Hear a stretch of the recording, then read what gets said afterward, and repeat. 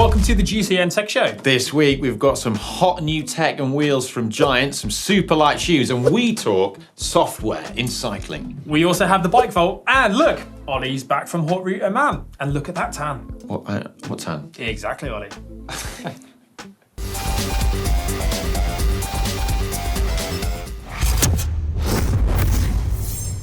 Ollie, you've made it. You're back in town. Yeah, it's good to be back, man. We had a great time out in Oman, and we shot some really cool videos, including a race between a gravel and a road bike between me and Si. I can't wait for that one to come out. So It's coming. Stay tuned. Looking forward to that one myself. Whilst you were over in Oman, John was at the UAE Tour, and he got the heads up from Giant about some wheels that Team CCC are testing.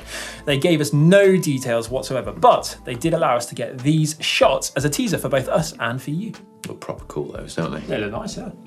On to mudguards now, and most of us, I'm sure, have seen those little tiny flaps wedged underneath saddles all around the world. I mean, we even have our own on the GCN shop. We are, of course, talking about Ass Savers, who have now, this week, shown details of the Detour, an extra big, extra long Ass Saver designed especially for gravel or adventure bikes. And I quite like the design of this, Ollie, because it looks like they're actually going to achieve what the original set out to, keep your bum dry. Yeah, and well, there's a little mini one that goes at the front wheel as well. But I'm not sure what that's going to totally achieve, but maybe it's to keep your headset bearing a bit drier and cleaner, maybe. It does look like that, doesn't it? Maybe it'll kind of prevent some of that forward flung dirt flying up in your face.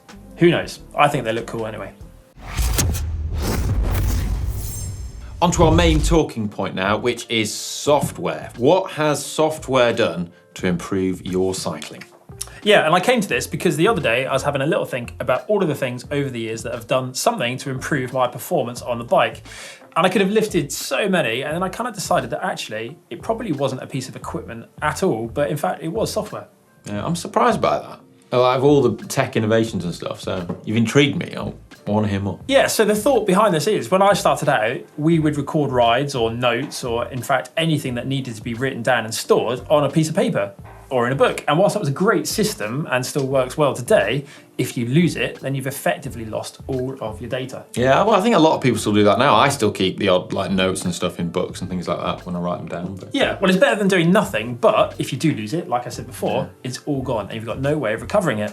Skip forward a few years and I had a Polar heart rate monitor, which came with Polar Precision software, I think it was called at the time. And for the very first time as an athlete, I could go onto the computer and have a really good in-depth look at my training. I could see what my heart rate was doing after a certain amount of time on a climb. I could analyze intervals, look at laps, dissect races. And as a self-coached athlete, I could really work out what it was that I needed to do to improve my performance. Yeah, well, I think you're really on something here. I mean, now apps have developed so much now that they're really valuable tools for tracking the performance of athletes, for scientists and for coaches, so that you can quantify the performance of a training session or a race, but then also quantify exactly what needs to be done in subsequent training sessions, so you can measure training load and recovery and all that stuff. And well, you've been helping me out, train for Sakalobra, doing sort of just this, and it seems to be working so far, so thanks for that. I mean, the numbers are going up. So. And that's all because of the software available. 20 years ago, I could have given you training sessions, but you wouldn't have been able to log on and see how much you were improving by, and nor could I. The only way we could have tested was on timed sections of road, and that's not that easy to get the conditions the same, is it?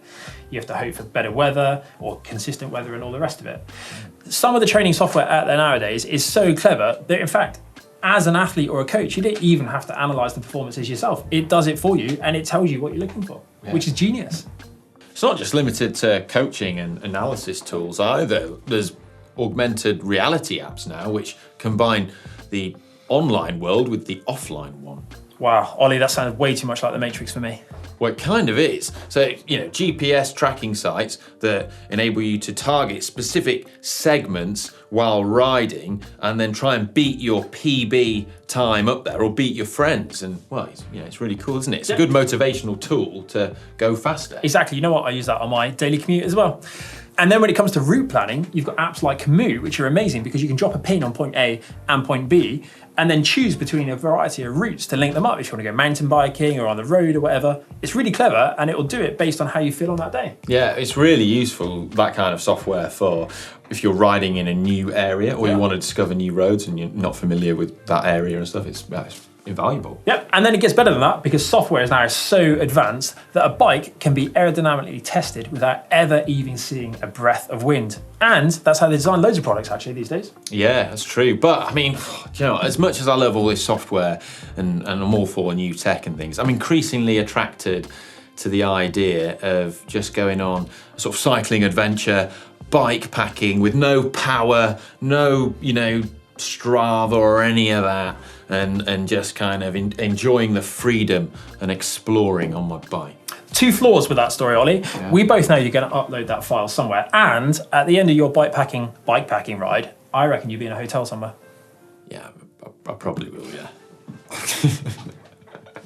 But anyway, we want to know if you've used software to improve your cycling or how a software improved your cycling. Let us know in the comments section down below. Yeah, and if you've got anything you want to share, drop a link as well, and we will put it on the show next week, won't we?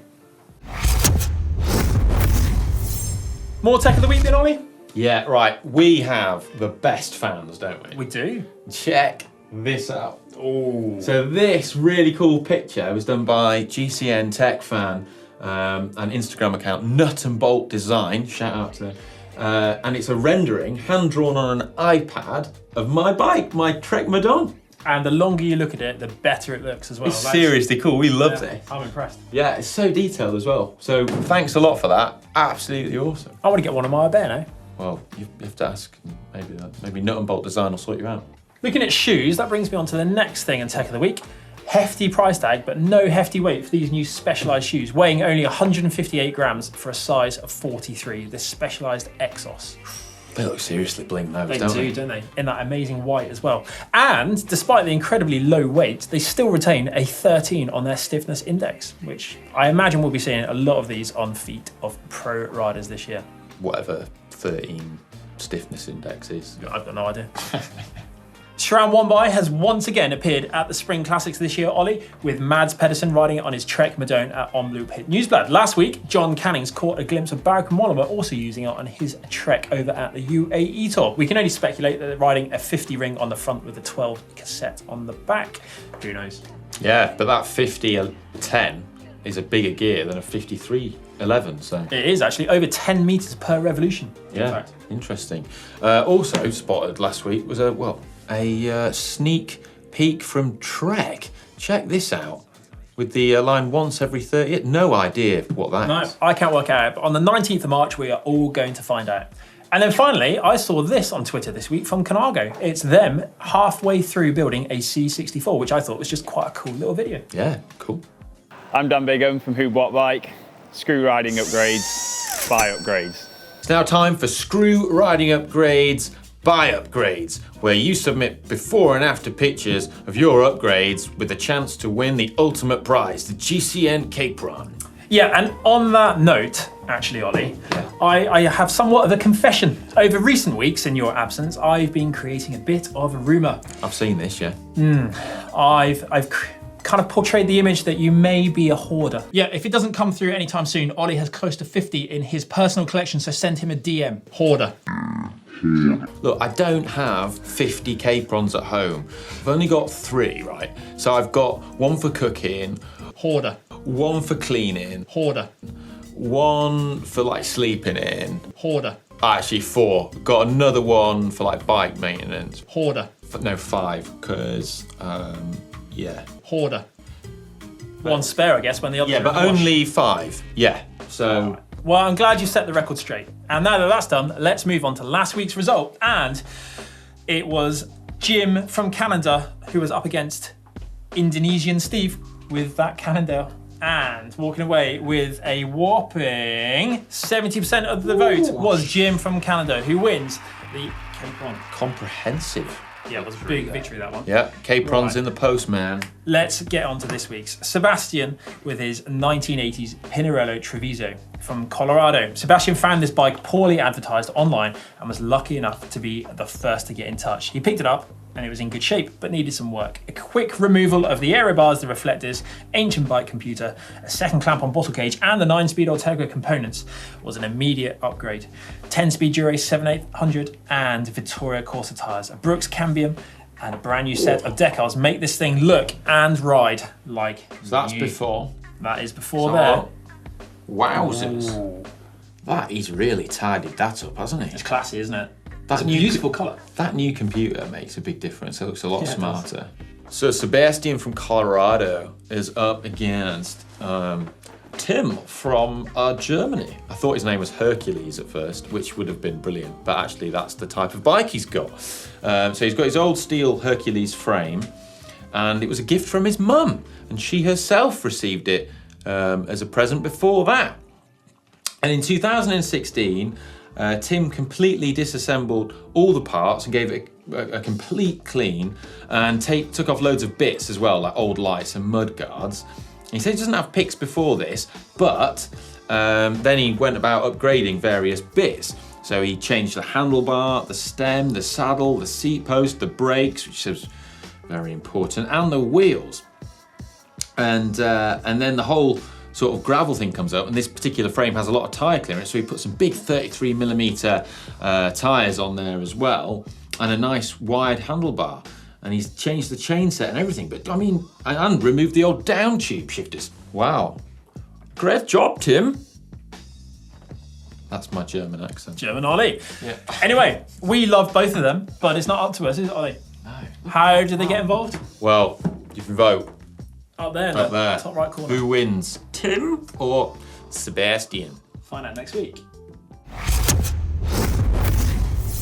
Bike of the week now, Ollie, and we need to introduce last week's winner, who was Sunweb's Cervelo P5 with 59% of the vote over the Trek Speed Concept. Yeah, well, pretty comprehensive victory there. It was a bit. Anyway, this week we've lined up Dan Evans' hill climb bike that you featured on the channel last week, and I've chosen your new red Orbea. Oh, well, you know which one you should vote for. I mean, Dan's bike's nice, but come on.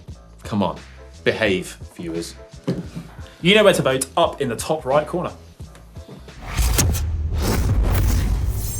Ollie, it's the moment we've all been waiting for. My favourite time of the week, the bike vault. Yeah, so you submit pictures of your bike. They're either nice or super nice. And if they're super nice, then the bell gets rung. And yeah, so who's ringing the bell? Well, go on then. I'm not going to say no to that. First up is Bernard with his Bianchi Premio. Hang on, do we know it's Bernard? Is he? I don't know where he's from. I mean, if he's from England, it's Bernard. But if he's from America, it's Bernard. Well, he's not Austrian because there's no H. Anyway, restored his uncle's 1987 Bianchi Premio into a post-modern bike. Custom painted frame, Shimano R7000 full group set, Thompson stem and seat post. I like that. It's like a sort of coffee cream. I really like that. There's not even a hint of Celeste there, is there? Which is rare for a Bianchi. No, I like the bar tape. Weirdly. Yeah. It's just weird, but it works. I like the way he's matched the bar tape with the tan sidewalls there. He's got it in the big, small, cranks level, bottles removed. Be safe, be seen, he's got lights on. Yeah, I'll forgive him for leaving his lights on there. I think that's... Well, I don't think there's a problem with that at all. Yeah. I think that's I like that. That's a super.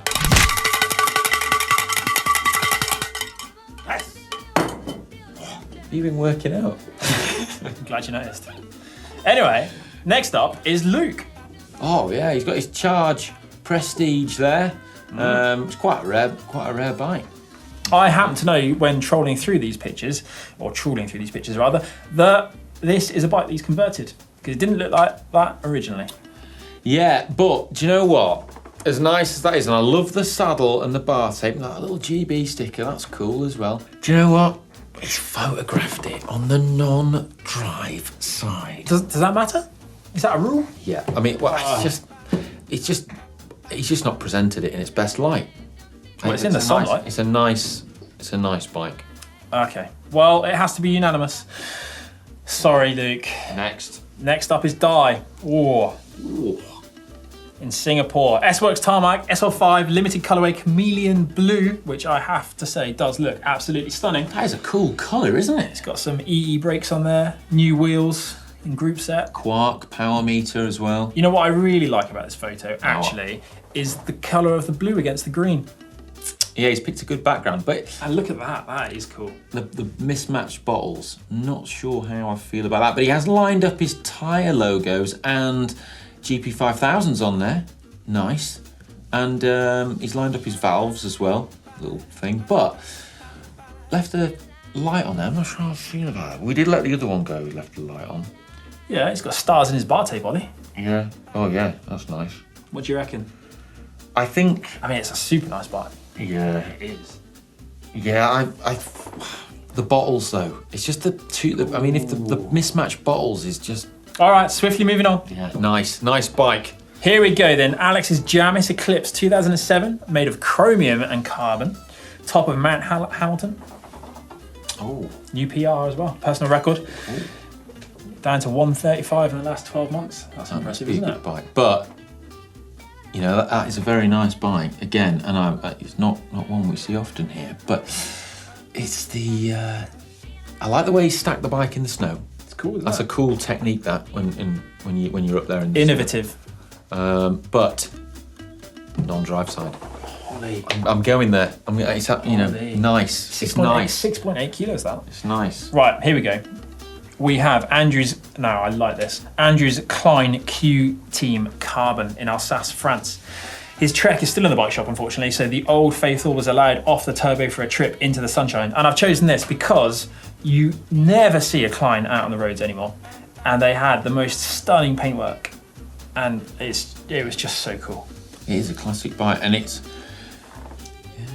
it's got a triple chain set on it as well. Remember those? Wowzers! I don't see many of those anymore. I do.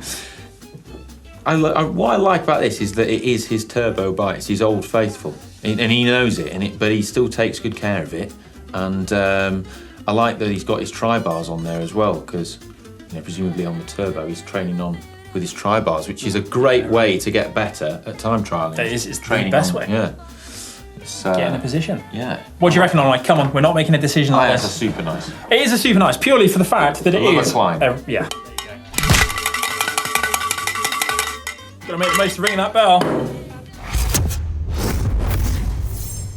That's it for the show, but coming up this week on the channel, on Saturday we have another pro bike from the UAE Tour, and on Sunday, John was asking the riders over there, have they ever had a bike fit? On Monday, we've got the much anticipated third episode of John's Cheap Bike to Superbike, and on Wednesday, it's the clinic.